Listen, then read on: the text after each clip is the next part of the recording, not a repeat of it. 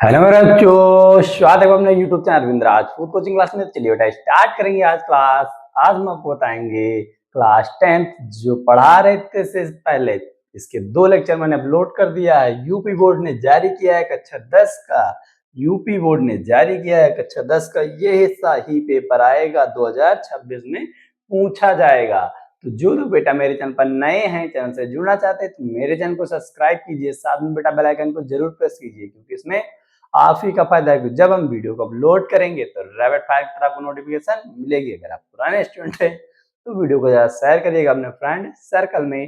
Time ना waste करते हुए बेटा स्टार्ट करते हैं आज की क्लास। गद्यांश दिया हुआ है काव्य का। काव्य का दिया हुआ, इसको गद्य और पद्य बोलते हो। गद्य के मैंने दोनों करवा दिए हैं, ये काव्य बचा या पद्य बोल लीजिए, जिसका एक गद्यांश दिया हुआ है।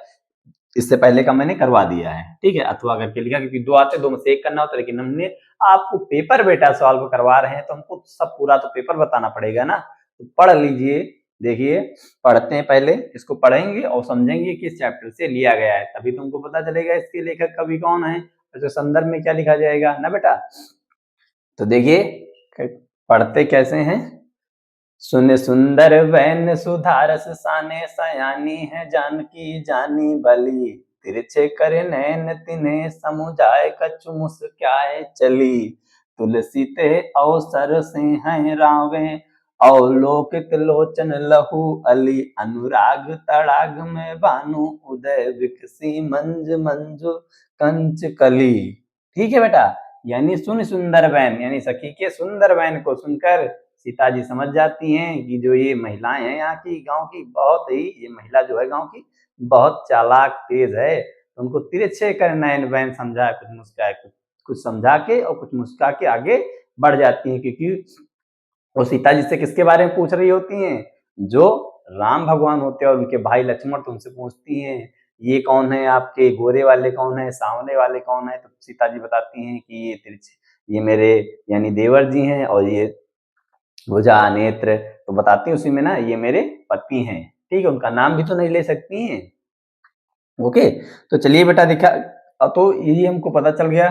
ठीक है, तुलसीदास जी ने, क्योंकि सूरदास जी ने किसका की कृष्ण की लीलाओं का, बाल लीलाओं का वर्णन करते हैं, और तुलसीदास जी ने राम की बात, यानी राम जी जो राम भगवान है उनका वर्णन किया है, जहां पर भी बताया गया होगा। ओके बेटा, तो चलिए टाइम ना वेस्ट करते हुए देखते हैं। उपयुक्त पद्यांश का संदर्भ लिखिए। तो संदर्भ में क्या लिखोगे, प्रस्तुत प्रस्तुत पद्यांश हमारी पाठ पुस्तक हिंदी के वनपथ से, किससे, वनपथ, हिंदी के वनपथ से पाठ नामक से लिया गया है। ठीक है, प्रस्तुत पद्यांश हमारी हिंदी के वनपथ पर पाठ नामक से लिया गया है। इसके कवि तुलसीदास हैं। उसमें बेटा लेखक लिखते हैं, इसमें क्या लिखते हैं, कवि लिखते हैं। तो पहले क्वेश्चन का आंसर हो गया।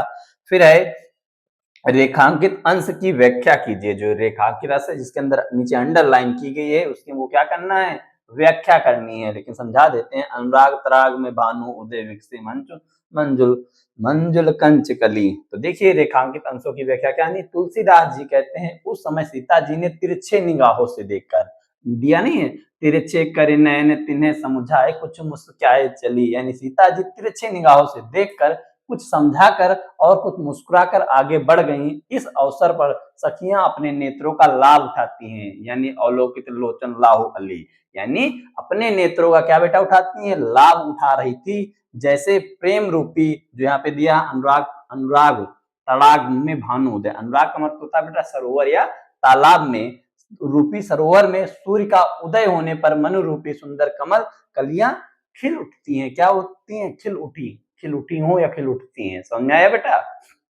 ठीक है, अगला देखिए बेटा, अनुराग, इसमें फिर क्वेश्चन में दिया है अनुराग तड़ाग तथा मनु मंजुल कंच कली में कौन कौन सा अलंकार, जैसे जैसे मामा बार बार, जहां पर एक क्वेश्चन में लिखा है अनुराग तड़ाग तथा मनु मंजुल कंच कली में कौन कौन सा अलंकार है। उत्तर है अनुराग तड़ाग में रूपक अलंकार है। क्या यहाँ पर रूपक, मनु मंजु कंच कली में रूपक अलंकार और उत्प्रेक्षा अलंकार है। रूपक अलंकार और उत्प्रेक्षा अलंकार है, अच्छा अलंकार पूछा गया है। ठीक है, तो बेटा ये हमारा हो गया। इतनी बेटा बात समझ में आई होगी, कितना तो प्यारा है। लाइए पूरे ना समझे तो पूरे समझा दें। सुनि सुंदर वैन मतलब सुनि सुंदर, उनके सुंदर वचनों को सुनकर साने सयानी, जान जाती है सीता जी, जान जाती है कि जो महिला है बहुत ही चालाक है, साने सयानी, ठीक है। जानकी जानी भली, यानी जानकी यानी सीता माता जी उसको जान जाती हैं, इसीलिए क्या कहते, फिर आगे क्या कहा था, तिरछे करि नैन, यानी सीता जी ने तिरछे नैनों से कहा, तिरछे तिरछे नैन किए, तिन्हें समझाया और कुछ समझाया, कछ मुस्कुराए चली और कुछ मुस्कुराकर चल देती हैं। फिर तुलसी ते अवसर, यानी इस अवसर पर, इसके अवसर पर सोहे रावे अवलोकित लोचन लाभवली, इस अवसर पर सखियां अपने नेत्रों का लाभ उठा रही हैं, जैसे जैसे कैसे, अनुराग तराग में भानु उदय, अनुराग का मतलब होता है सरोवर, तराग में भानु, भानु का मतलब क्या होता है सूर्य, उदय का मतलब विकसित होता है या उठना, यानी जैसे प्रेम रूपी सरोवर में सूर्य का उदय होने पर मन रूपी सुंदर कमल कलियां खिल उठी हों। समझे बेटा, आ गया है, आ गया होगा। अब चलिए, ये हमारा गद्यांश और पद्यांश का भी खत्म हो गया, बहुकल्पीय प्रश्न थे वो भी हमने सारे करवा दिए थे। अब इसमें का क्या देखेंगे बेटा, संस्कृत का देखेंगे, संस्कृत वाला अनुवाद। ओके, क्वेश्चन नंबर 3 पे चलते हैं बेटा। इसके 3 पार्ट करवाए हैं, ये तीसरा पार्ट है, देख लीजिएगा। पेपर बड़ा होता है ना, कि हम एक ही पार्ट में सारा करवाते हैं, 10 से 12 मिनट का लेक्चर होता है आपका, 10 से 12 मिनट में बता देते हैं, ठीक है। अगर एक लेक्चर 1 घंटे का बना दे तो एक ही वीडियो में पूरा मॉडल पेपर सॉल्व हो जाएगा। ओके, चलिए अब संस्कृत का इसमें आते हैं। ये प्रश्न नंबर 3 दिए गए, क्या करना होता है, इसका अनुवाद करना होता है हिंदी में, ठीक है। देखिए, दिया है बेटा, क्या दिया है, दिए गए संस्कृत गद्यांश में से किसी एक का संदर्भ सहित हिंदी में अनुवाद कीजिए। एक का करना होता है, लेकिन हम दोनों का करवा रहे हैं ना। कितने नंबर में आए, 5 नंबर में, 2 नंबर में संदर्भ, 3 नंबर में बेटा अनुवाद आएगा करने के लिए। संदर्भ देखिए क्या लिखा है, एशिया नगरी भारतीय संस्कृति संस्कृतन संस्कृत भाषाए अश्च केंद्रीय स्थलम अस्ति इता एवं संस्कृति वागस्य संस्कृतेश्च अलोक सर्वत प्रस्थ मुगल युवराजा द्वारिका शिकोहा आगत्य भारतीय दर्शन शस्त्राणाम अध्ययनम अकरोत् सतेषा ज्ञानयन्ता प्रभाविता अभवत् यत् तेन उपनिषदा अनुवाद पारसी भाषा कारत, यानी देखिए वाराणसी से ये पाठ हमारा किससे लिया गया बेटा, वाराणसी से। संदर्भ क्या हो जाएगा, प्रस्तुत पद्यांश हमारी पाठ्य पुस्तक हिंदी के संस्कृत खंड के वाराणसी नामक पाठ से अवतरित है या लिया गया है। अब इसका अनुवाद देखिए बेटा, एक एक लाइन का समझिएगा अनुवाद, एक एक लाइन का।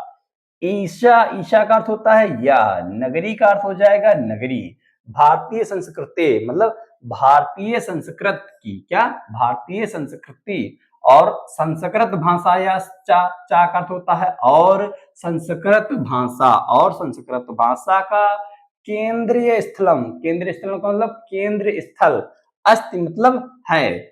इतनी बेटा बात समझ में आई होगी, यानी यह नगरी भारतीय संस्कृति और संस्कृत भाषा का केंद्रीय स्थल है। इतनी बेटा बात समझ में आ गई होगी। आगे कल ही मैंने इससे पहले चैप्टर पढ़ा चुके हैं पूरा। इत एव का मतलब यहीं से संस्कृत, संस्कृत वागेश का मतलब होता है साहित्य, ठीक है, संस्कृत चा, और संस्कृत का, ठीक है, आलोकमिश, आलोकमिश क्या होता है बेटा, प्रकाश, सर्वोत मतलब फैला हुआ है, सब जगह आप बता सकते हो, सब जगह, सर्वोत का मतलब सब जगह, ठीक है। प्रस्त, प्रस्ता, प्रस्ता मतलब फैला है, यानी क्या बताया गया, यहीं से संस्कृत साहित्य और बेटा संस्कृति का प्रकाश सब जगह फैला है, फैला है, ठीक है। आगे बताइए बेटा, मुगल युवराजा, मुगल युवराज यानी मुगल युवराजा का अर्थ हो जाएगा मुगल युवराज, दारा सिकोहा यानी दारा सिक्को ने आगत्य मतलब, आगत्य मतलब आकर, भारतीय का मतलब हो जाएगा, भारतीय का अर्थ हो जाएगा भारतीय, दर्शने का अर्थ दर्शने, शास्त्राणाम का हो जाएगा दर्शन शास्त्रों का, दर्शन शास्त्रों का, अध्ययनम, अध्ययनम का मतलब बेटा होता है अध्ययन, ठीक, अक्रोध मिस किया था, मतलब यहां क्या लिखा है बेटा, मुगल युवराज और दारा सिक्को ने यहां आकर भारतीय दर्शनों का क्या किया था, अध्ययन किया था, अध्ययन किया था। संतेसा यानी वह, संतेसा संतेसा वह उनके, ठीक है, वह उनके, संतेसा का अर्थ हो जाएगा संतेसाम, संतेसाम का अर्थ होता है बेटा वह उनके, जानने का अर्थ हो ज्ञान से, तथा प्रभाविता इतना प्रभावित हुआ था, यानी वह उनके ज्ञान से इतना प्रभावित हुआ, अभवत यथा तेन उपनिषदो, यानी हुआ कि उसने उपनिषदों का अनुवादा पारसी भाषा करती, यानी पारसी भाषा में अनुवाद करवा दिया था। किस भाषा में करवा दिया था? फारसी भाषा में करवाया, यानी वह उनके उपनिषदों से इतना प्रभावित हुआ था, ज्ञान से इतना प्रभावित हुआ, देखो वह उनके ज्ञान से इतना प्रभावित हुआ कि उसने उपनिषदों का अनुवाद किसमें करवाया था? फारसी भाषा में करवाया था। समझ में आ गया होगा। चलिए बेटा अगला देखते हैं, इसका दूसरा वाला देखते हैं संस्कृत का, ठीक है।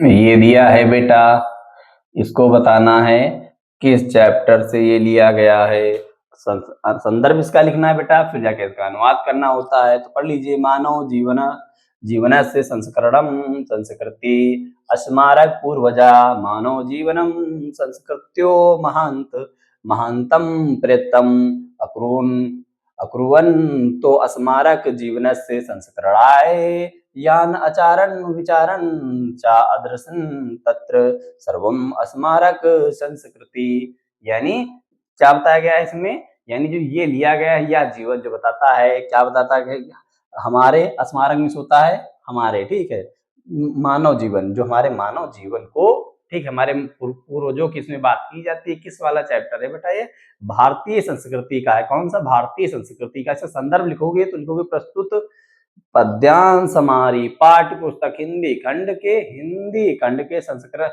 यानी हिंदी के संस्कृत खंड से भारतीय संस्कृत नामक पाठ से अवतरित है या लिया गया है। अब चलिए बेटा एक एक का अर्थ समझिए।